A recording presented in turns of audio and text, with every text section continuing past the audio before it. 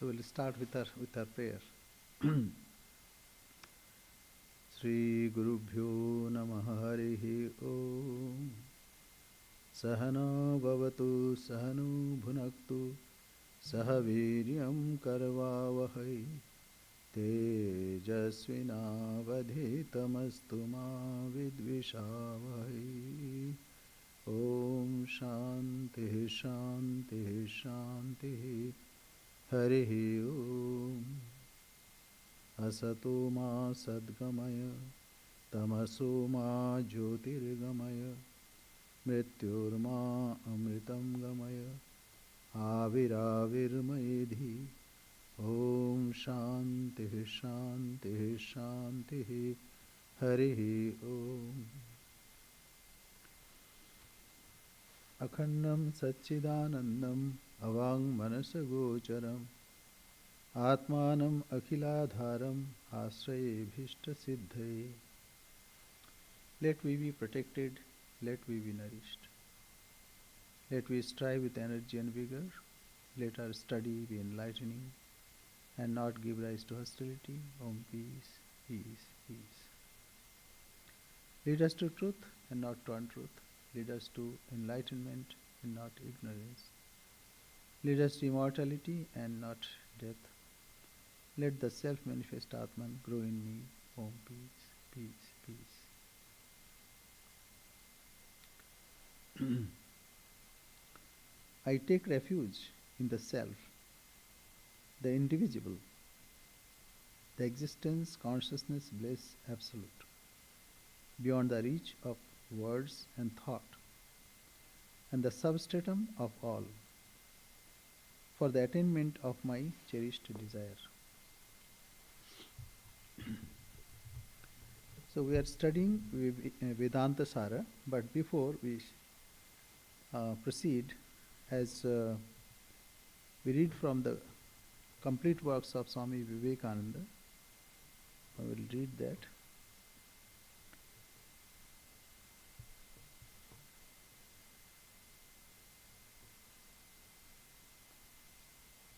David? Yes, Swami. Yeah, please. So go ahead. Now the question arises, if this light of reason is able to judge between inspiration and inspiration, and if this light can uphold its standard when the quarrel is between prophet and prophet, if it has the power of understanding anything whatsoever of religion. If it has not, nothing can determine the hopeless fight of books and prophets which has been going on through ages. For it means that all religions are mere lies, hopelessly contradictory, without any constant idea of ethics. The proof of religion depends on the truth of the constitution of man, and not on any books. These books are the outgoings, the effects of man's constitution. Man made these books. We are yet to see the books that made man. Reason is equally an effect of that common cause, the constitution of man, where our appeal must be. And yet, as reason alone is directly connected with this constitution, it should be resorted to, as long as it follows faithfully the same. What do I mean by reason? I mean what every educated man or woman is wanting to do at the present time, to apply the discoveries of secular knowledge to religion. The first principle of reasoning is that the particular is explained by the general by the more general, until we come to the universal. For instance, we have the idea of law. If something happens and we believe that it is the effect of such and such law, we are satisfied. That is an explanation for us. What we mean by that explanation is that it is proved that this one effect, which had dissatisfied us, is only one particular of a general mass of occurrences, which we designate by the word law. When one apple fell, Newton was disturbed, but when he found that all apples fell, it was gravitation and he was satisfied. This is one principle of human knowledge. I see a particular being, a human being in the street. I refer to him to the bigger conception of man, and I am satisfied. I know he is a man by referring him to the more general. So the particulars are to be referred to the general to the more general, and everything at last to the universal, the last concept that we have, the most universal, that of existence. Existence is the most universal concept. So here what Swamiji is saying, this we have already read the earlier portion, that we find there are conflict of thoughts, even in religions also. Particular religion says, my religion is only true and others are not. So how to judge what is true or what is not?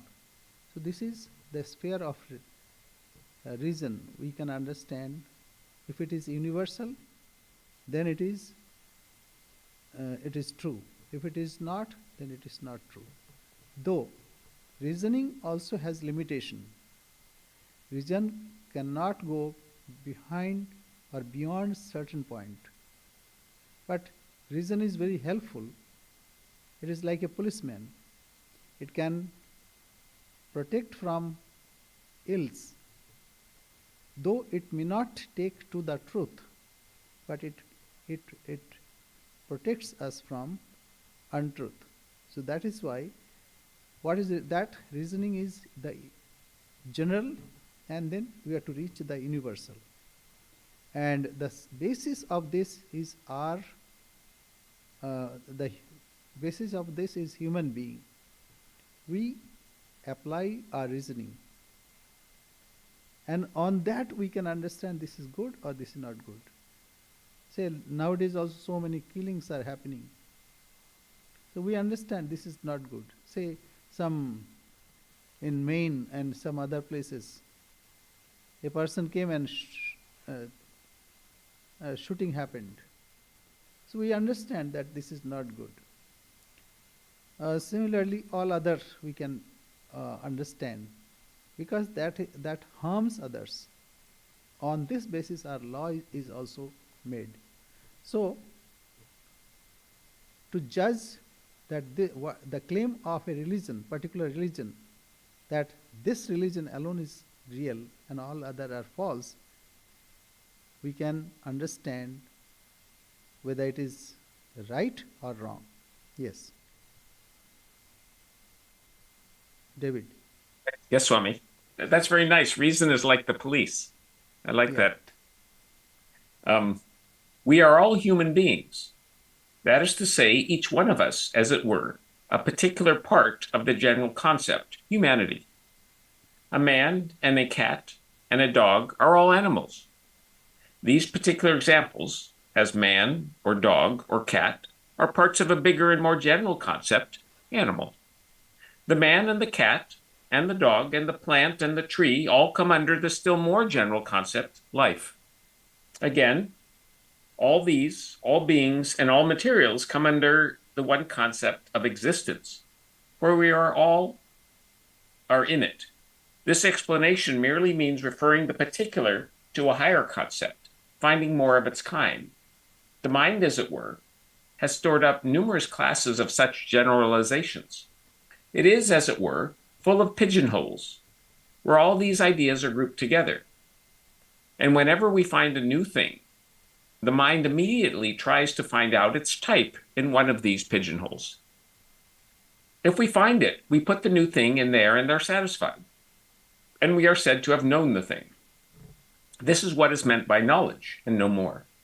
And if we do not find that there is something like it, we are dissatisfied and have to wait until we find a further classification for it, already existing in the mind.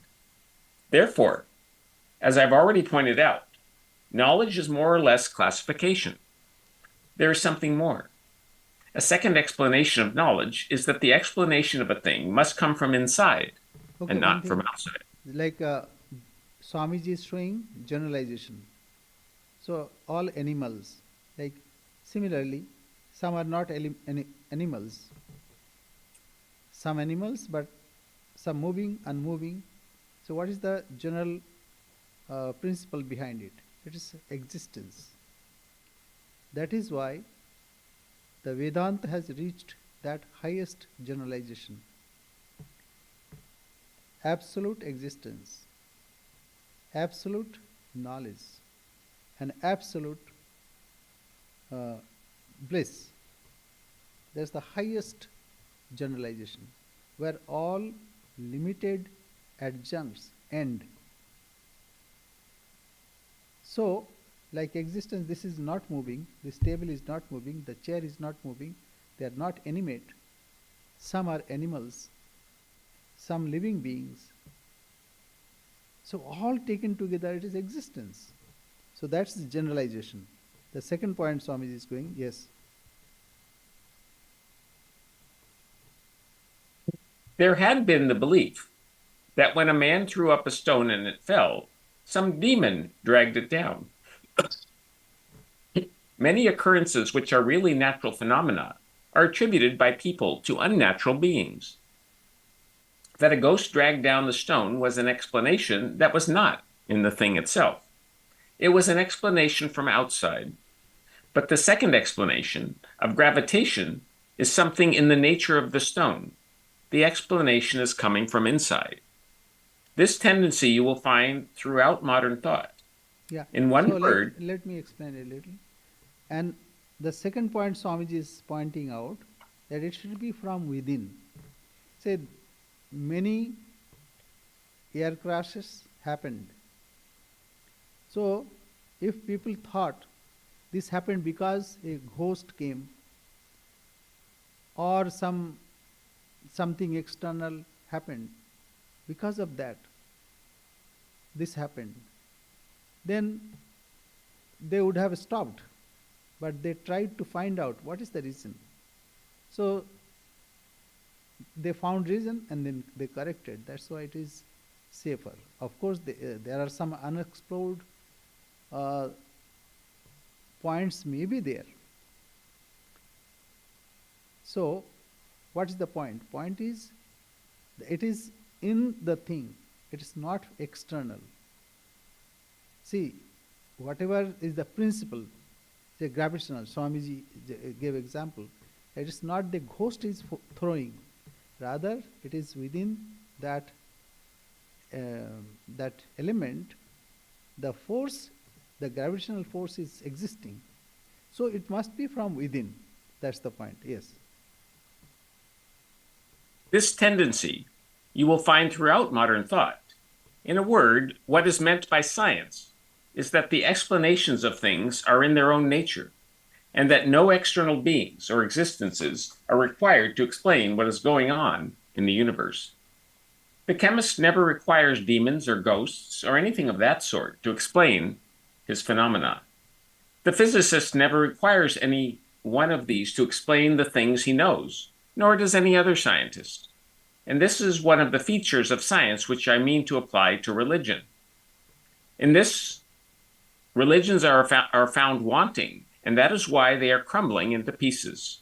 Every science wants its explanations from inside, from the very nature of things, and the religions are not able to supply this. There is an ancient theory of a personal deity entirely separate from the universe, which has been held from the very earliest time. The arguments in favor of this have been repeated again and again. How it is necessary to have a God entirely separate from the universe, an extra cosmic deity, who has created the universe out of his will and is conceived by religion to be its ruler. We find, apart from all these arguments, the Almighty God painted as the all-merciful. And at the same time, inequalities remain in the world. These things do not concern the philosopher at all. But he says the heart of the thing was wrong.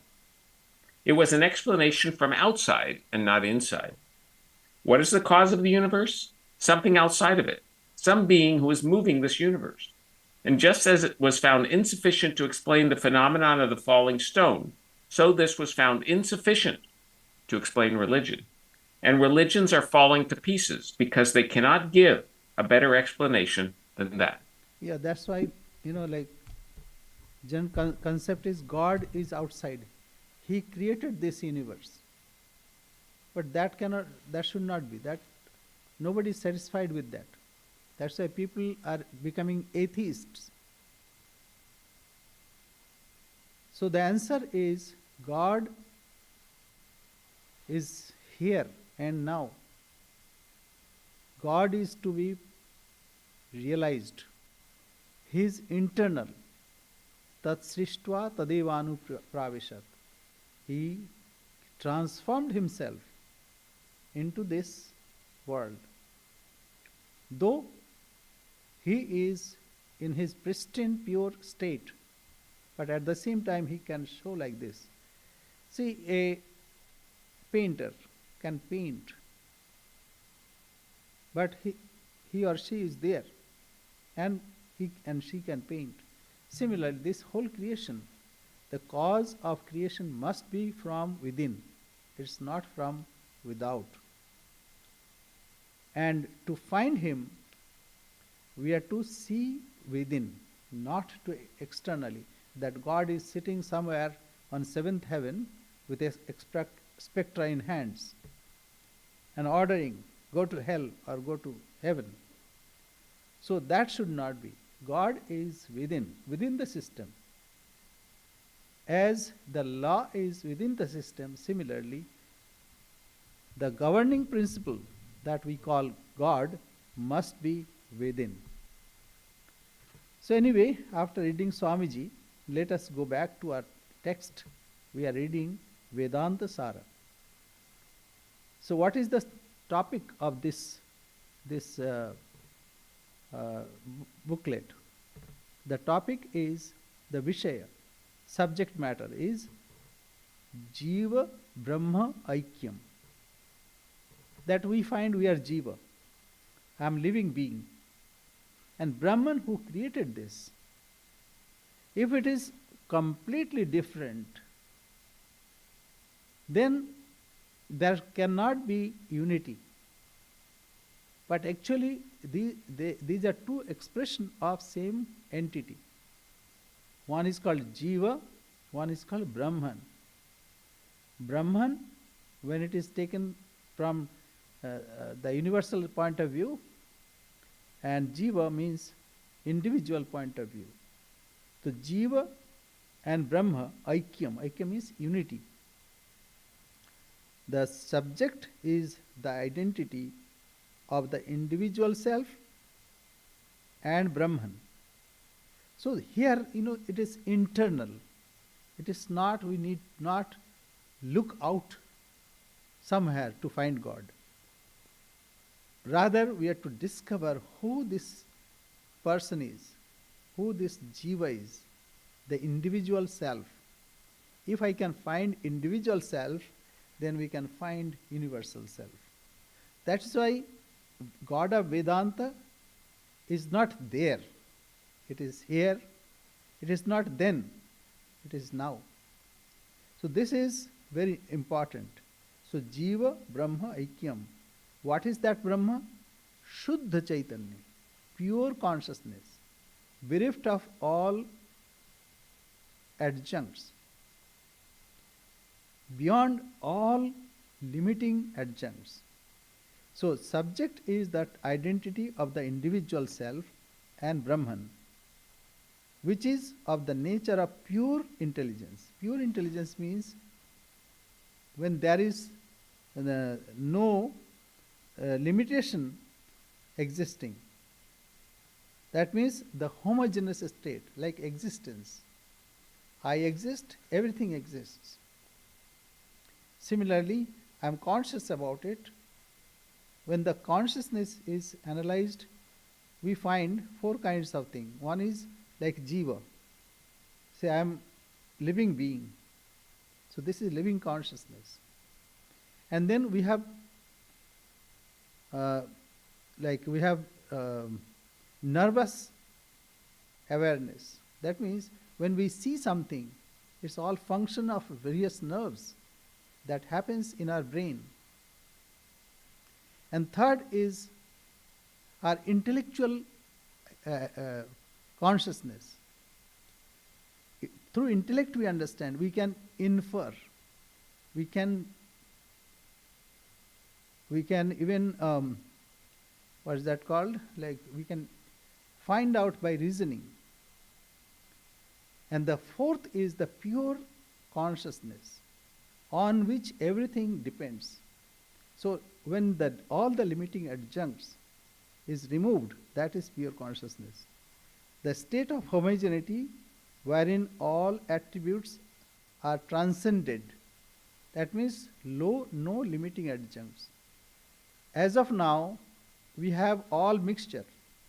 We have awareness of our body, we have awareness of our mind, we perceive the whole world, and that is in our brain. And then we have intellectual understanding, we can infer something. But all these are happening on my consciousness. It is floating on my consciousness. So that is the highest point. So pure intelligence, Shuddha Chaitanya. And that is Prameyam. That means to be achieved, to be understood, or to have that knowledge. Prameyam. Tatra eva Vedantanam Tatparyat. So, which is of the nature of pure intelligence and is to be realized. For such is the purport of the Vedanta text. So this is what we are going to study. We are to study in such a way that we are to find and realize the unity of this individual self and the universal self. So this is the topic. Now the next is Sambandha. What is the Sambandha? What is the relationship? The Sambandha is Tad Aikyam Prameyasya Tat Pratipadakaupanishat Pramanasya Cha Bodhya Bodhakvav. See, I am speaking. I am uttering few words.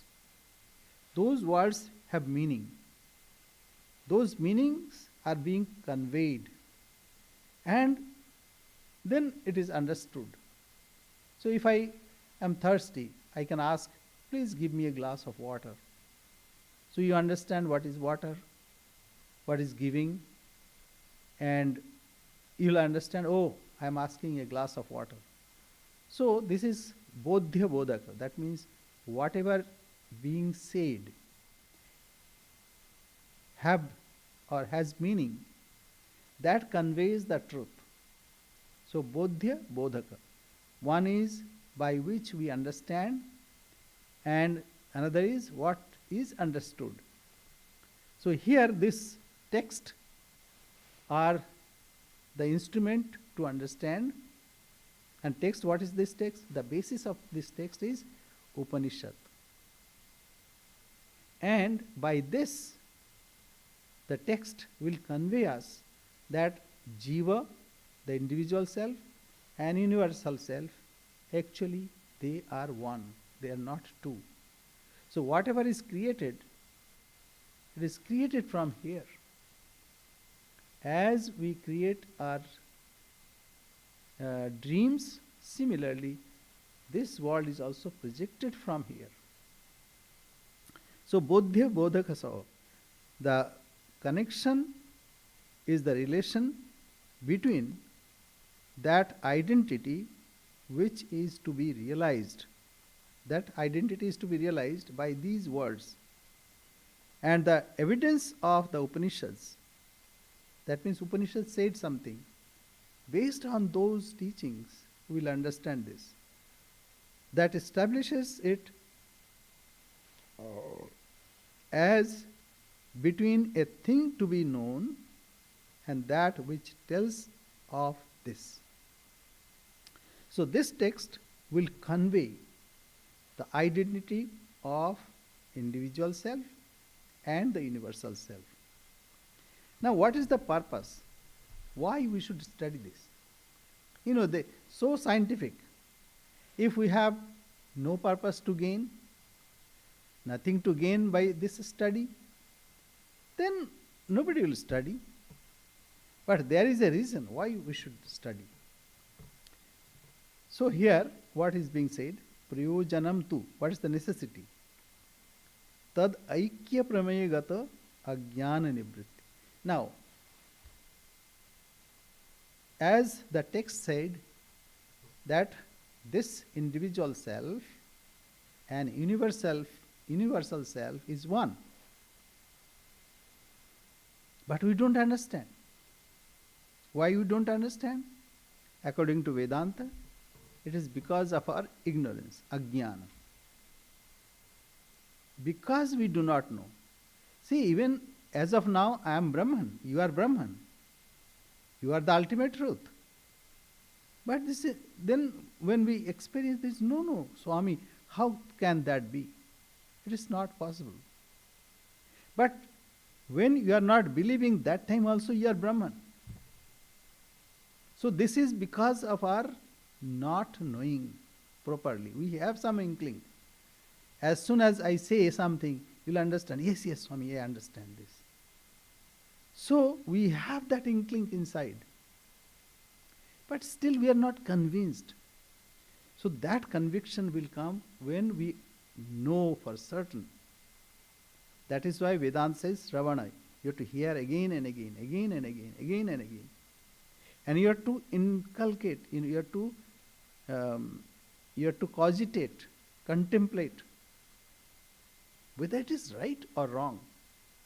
And when you are convinced, say like a child, so a name is given. In the beginning, he'll forget his name. But when that is repeated over and over again, then even when that child is sleeping, he'll respond when the name is called. Say David, or say any name. Say Paul. If I say Paul, immediately, suppose you are sleeping, you say, yes, what can I do for you? So, this is because of conviction. In the beginning, there is no conviction. So, by repeated hearing, we have that conviction. And when all the doubts are driven away. So, what we have to do, we have to hear over and over again, and we have to have that confidence, conviction. Then we'll understand, yes, I am Brahman. So, this tad aikya prameyagata ajnana nibritti. Ajnana means ignorance.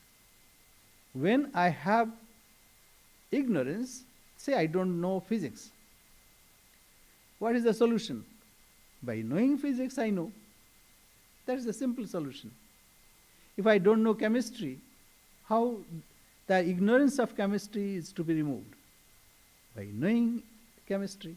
Simple.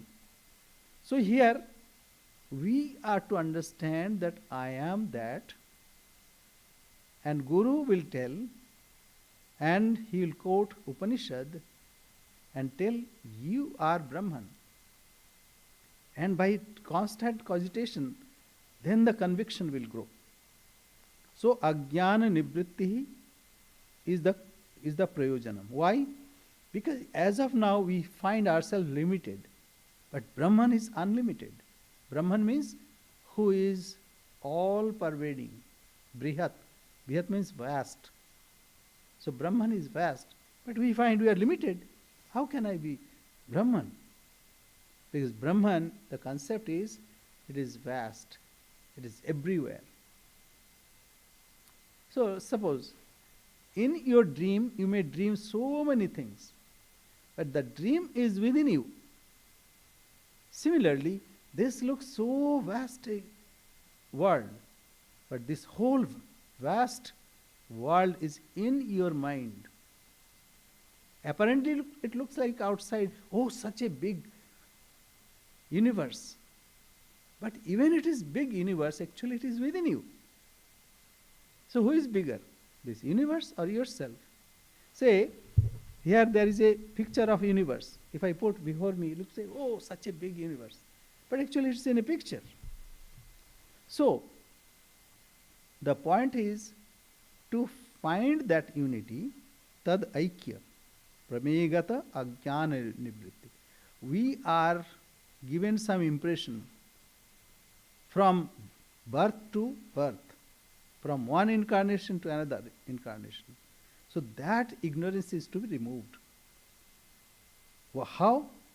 By knowing it. Why to be known? Because we find ourselves limited, we are bound as it were. But we need that freedom. The freedom will come when we are established in knowledge that I am not limited. I can do whatever I want. See, American thought, yes, we can go to moon. And they went to moon. So, whatever you think, you can achieve that. So, tad aikya pramegata ajnana nivritti swaswarupa ananda avaptischa. So, the necessity is the dispelling of ignorance relating to that identity. So, as of now, we do not have that identity because somehow this is ingrained ignorance that no, Swami, how can I be Brahman? You are saying I am God? No, that cannot be. It is sacrilegious. But Upanishad says you are Brahman. Have faith in it and try to figure it out. And in course of time you will find, oh, now I understand. I am Brahman. Not this physical body. Body is only apparent. Not this mind. Mind is also apparent. But behind that, the pure intelligence is that expression, that unity, which encompasses the whole universe. So, tad aikya. Aikya means unity. Unity means what? Brahman and Jiva. Individual self and universal self. These are both, apparently it is different, but actually it is not. It looks like water in the Columbia and the ocean. These are two entities, but actually not. Even the raindrop, same water. You may say, no, it's not same. What I am saying, the generalization, as Swamiji has indicated, it is water. Here it is water, in the ocean it is water. The whole mass of water, even the vapor is water. So this unity we have to find out. So the necessity is the dispelling of ignorance relating to that identity which is to be realized. So we have to realize this identity. Why we have to realize? Then all our limitation will go. Then we are not afraid of anything. Why? Because there are no two. When there are two, then only we are afraid. Dvaitat bhayam bhavati. Fear comes when there are two. Say like, oh, don't go there, it's a ghost. So, fear is from something else. But if you realize there is no two, then you are not afraid of anybody. And there is no shame also. Why? Because there is no two. Nobody finds shame with oneself. So all the limitation binds us. And when this limitation is removed, then we are free. So freedom is the goal of life. So necessity is the dispelling of ignorance relating to that identity which is to be realized as the attainment of bliss resulting from the realization of one's own self. And not only that, when you are all one, then you are happy. Say, when you are awake, then you are distressed by some factors, some people, some factors. But in your deep sleep, when you find there are no two, you enjoy the most. So if you can find that there are no two, then you are in bliss, you are in joy, real joy. Because you are not afraid of anything, you are not bound by anything, and you are not worried about anything, you will be in the blissful state. So, tarati shokam atmavid. So now it is quoted also. Those who are knower of self, they transcend all the sorrow. That's why Buddha, Bhagavan Buddha, when he realized the self, though they will say that it's nothing, but he realized when all other limiting adjuncts drop away, then Buddhatva remains. Enlightened person. That's why he was not afraid of any dacoit or anything, and he was full of bliss. Tarati shokam atmavit. What is the translation? The knower of self overcomes grief. And then Brahmavit Brahmaiva bhavati. The knower of self becomes Brahman. The knower of Brahman becomes Brahman. See, it's not like physical knowledge. If I know chemistry, I don't become chemistry. Like those doctors, they know human body. Because they dissect and they even change the heart valve, etc. Now suppose a vet, surgeon, he knows the dog body, but he does not become dog. But here, knowledge is different kind of knowledge, where there is no ignorance. He becomes Brahman. Brahmavit Brahmaiva bhavati.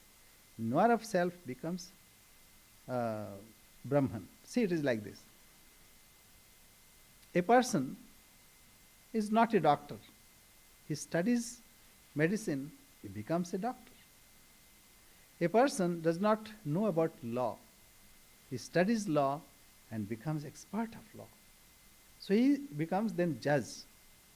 So judge it is called Nyayamurti. That means manifested or manifested law, as it were.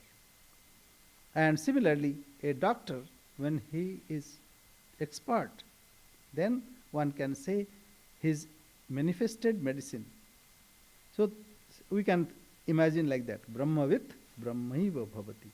That means knower of Brahman becomes Brahman. So what is the purpose? The necessity of studying is this. But by studying, we shed all the ignorance, misconceptions about us. We have misconception. I am this body, I am this mind, I am this much educated, or I have this property. These are limiting adjuncts. This is my name, limiting adjunct. What is your name? The name that is given is only after birth. What is your name? So you are nameless actually. And what is your form? It is all the time changing. So those changes are not you. So you are beyond this form. So by this way, we can understand that we are not this limiting body, mind, thoughts, emotions. All these are external. I am the pure consciousness, pure intelligence, pure awareness, pure bliss. So this will come when we contemplate on this over and over and over again. So that's why Tarati Shokam Atmavit.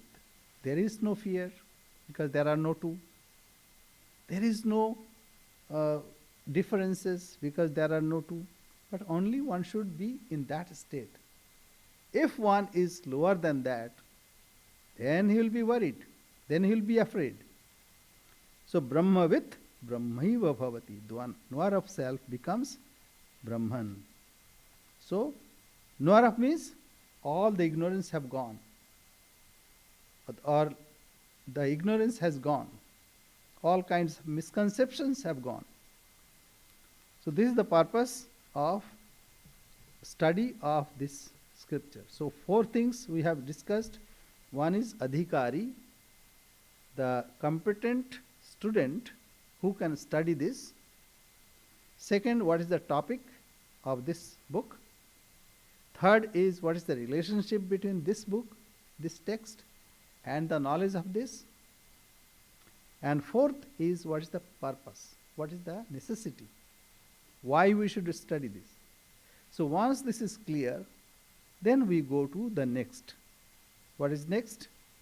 The necessity of a guru. In the book it is there.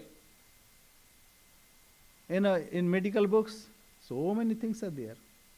But when you are ill, you go to a doctor. You don't consult. Nowadays people say, they Google it, what is the medicine, and they take that medicine. But it's dangerous. So we need a person who has gone through the process, who can tell us about it, the subtleties of it, the pitfalls of it, what one should avoid and what one should adopt. So that is why we need a guru. So necessity of guru.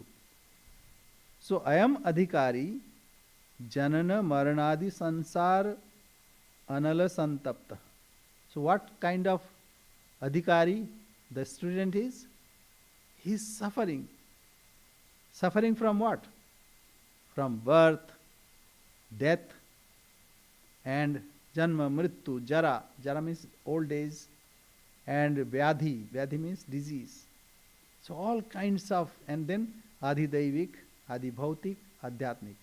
We suffered from three kinds of miseries. What are those? Either it is natural calamities, too much of rain or no rain, too hot or too cold. So natural phenomena.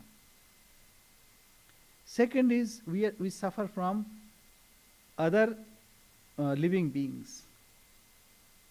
When we have this awareness that, so we suffer from tax people, we suffer from medical people,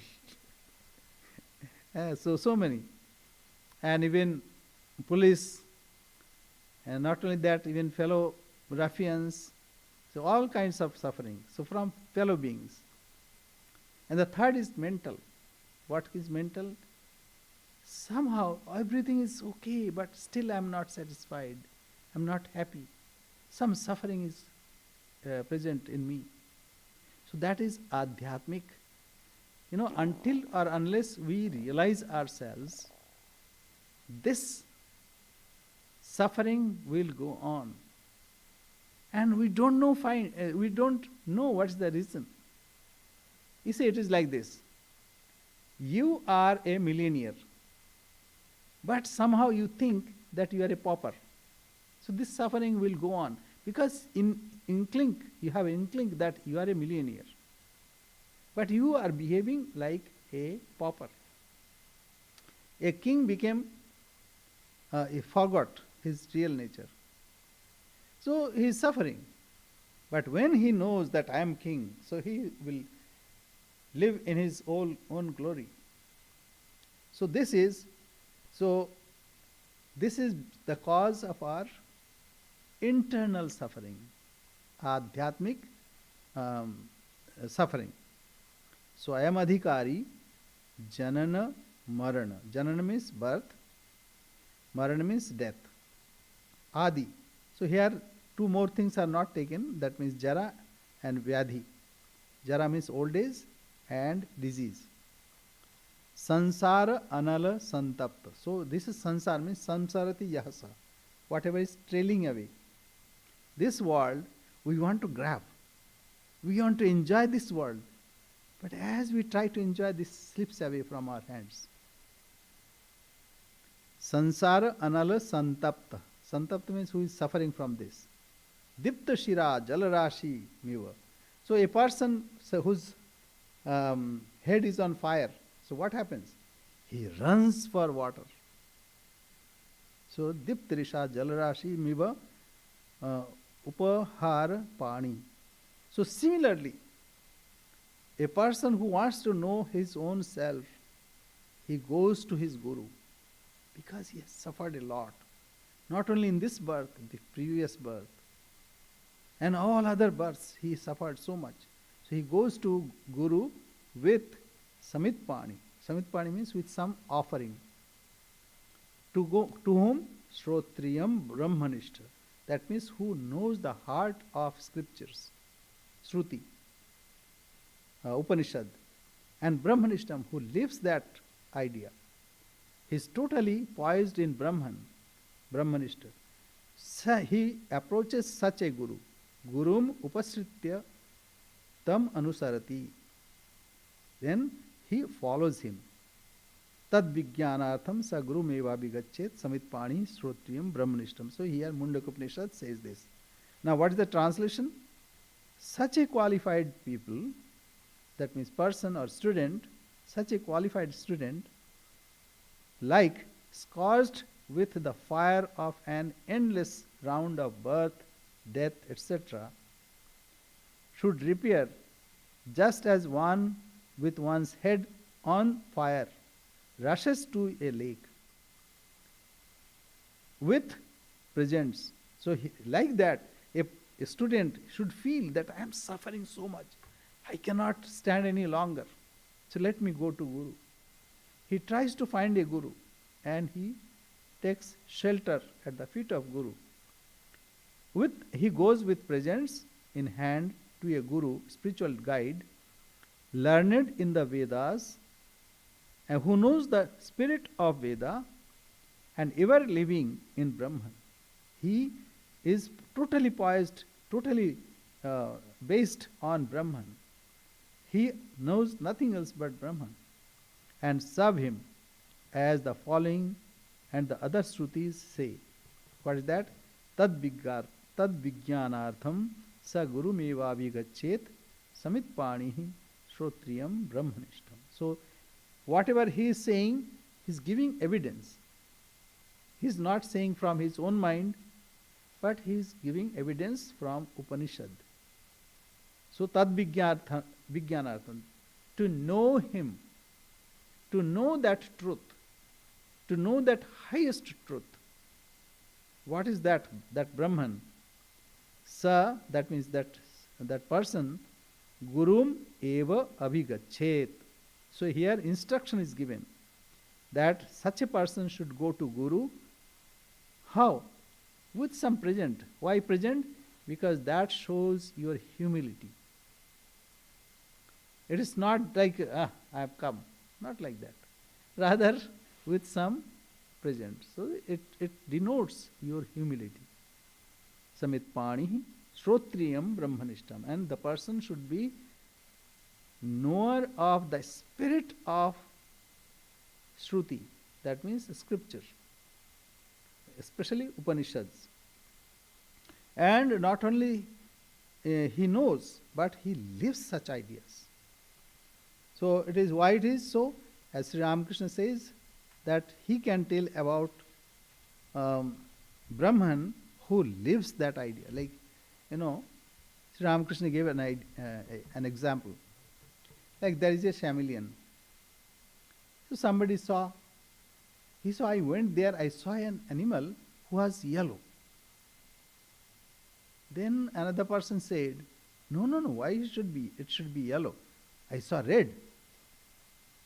Another said, no, it's green. So they started quarreling. Then the person came who lives there. So he said, I know that animal because I live there. I see sometimes it is yellow, sometimes it is green, sometimes it is red, and sometimes there is no color at all.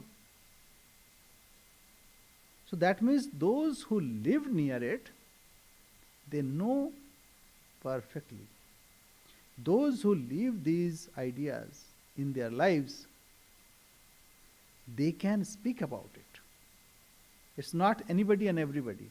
Like a professor, because he cultivates and he goes to laboratory, he can tell more about it. Say like other person, once he studied and then he was doing some business. He cannot tell the nitty-gritty or the details of that.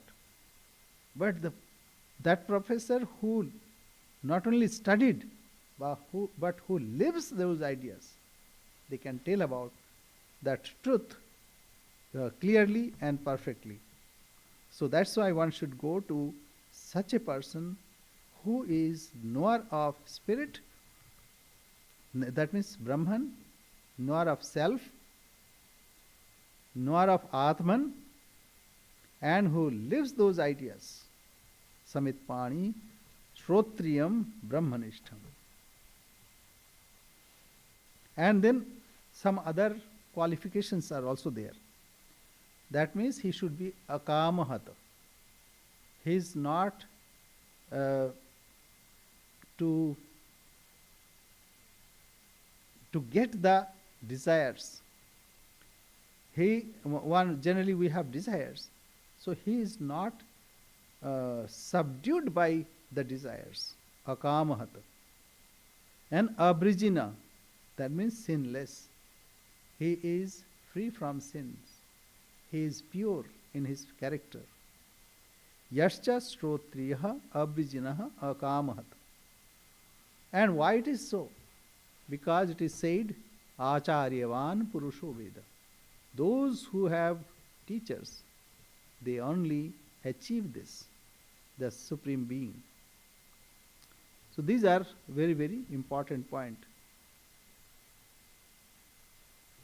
And if a person shastrogyopi swatantrena brahma jnananvesham na kuryat, though you may be knower, you are very learned, but without guru one should not venture in this area, because there are so many pitfalls, so many false ways. Therefore, even if you are learned, you should not try to achieve Brahma Jnana without a guru. So this is what is the purpose. Shrotriyam. The necessity of guru. Why a guru is important? Because like even the pickpocket, they also need a guru. Otherwise they are caught and they are beaten and then jailed. So even say army, they are trained. That's why they can do very impossible things. Now what kind of guru? Sa guruhu. And what is the instruction for guru? Sa guruhu parama kripaya adhyaropa apavad nyayena. So such a guru, what will do? Because of his compassion, he will apply adhyarop apavad. Adhyarop apavad means, so first he'll say it is superimposition, and then he'll remove superimposition. So it is like this. Maya tatamidam sarvam jagad abhyakta murtina. I have covered, I am all pervading in this world. So this world is in me, but I am not in the world. Though they live in me, but they are not in me. So this is contradictory. It is difficult to convey. So they will apply such a method by contradicting each other, then we will see. It is like this. Where are we sitting? We are sitting on ground. Where is that ground? On the earth. Where is that earth? In the universe. Where is that universe? You can go in galaxy. Where is that galaxy? So ultimately, where is that galaxy? So you have to understand that actually you are touched. You are in God. It's not that you are apart from God, separate from God, but you are touched by God. You are God. So here adhyaropavad means, when you are going, and if it is half dark and you are not mindful, then what happens? All of a sudden you see a snake. You jump. But then you bring a light and you see, it's a rope. It's not a snake. So when you see a snake, but by removing that snakeness, you see the rope. So adhyarop means superimposition. Apavad means negation of superimposition. By that you can see the truth there behind. So he, Guru, will try to teach this way. That means adhyaropa, superimposition, and removal of superimposition. Tasmai sa vidwan upasanyaya samyak prashant chittaya samannitaya inaksharam purusham veda satyam provacha tam tattvato brahma vidyam ityadi shrute. Such a guru, that means such a teacher, through his infinite grace, instructs the people by the method of desuperimposition, that means apavada, and superimposition, adhyaropa, as in such Shruti passages, because he is giving, he is quoting scriptures. So he says, Shruti means scripture says, to that people who has approached him with due courtesy, whose mind has become perfectly calm, and who has control over his senses, the wise teacher should truly impart that knowledge of Brahman through which he knows the being, imperishable and real. So that being who is existence, who is non-destructible, and who is real. So Mundaka Upanishad has this binding on the teacher that he should convey and impart the education. What is that education? That you are Brahman. You are not separate from Brahman. Though you may think that you are a body, you may think that you are a bundle of emotions or conceptions, but try to find out what is behind all these impressions. So this way he will teach the reality, the truth. So that's called Brahma Vidya. So knowledge of Brahman he has to teach. Sa Guruhu, that Guru, Parama Kripaya, with his infinite grace, Adhyaropa Apavadanyayana. So Adhyaropa means superimposition, Apavad means de-superimposition. So this way, like Kwan, they say, okay, think that you are clapping by one hand. How it is possible? No, meditate on it. So if you say, yes, I understand, then teacher will say, go and meditate again. So this is the way that one imparts this knowledge of Brahman. So here we have superimposition and de-superimposition. As we are hypnotized. We think we are human being. So some ways are there to tell us that you are not human being, you are Brahman. So this is removal of this superimposition. So this is the way the teacher will tell you. Any question? Any question?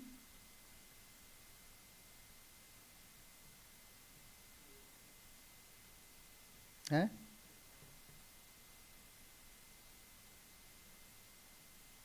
কি বলছে ও time না 5 minute আছে so no question I think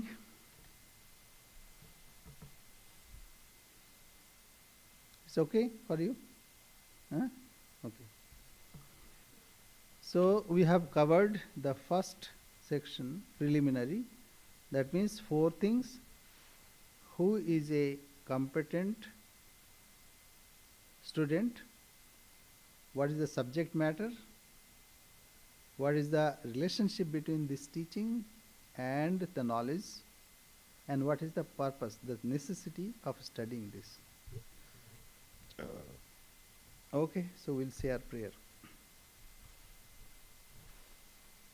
Om Purnamada Purnamidam Purnat Purnamudachyate पूर्णस्य पूर्णमादाय पूर्णमेवावशिष्यते।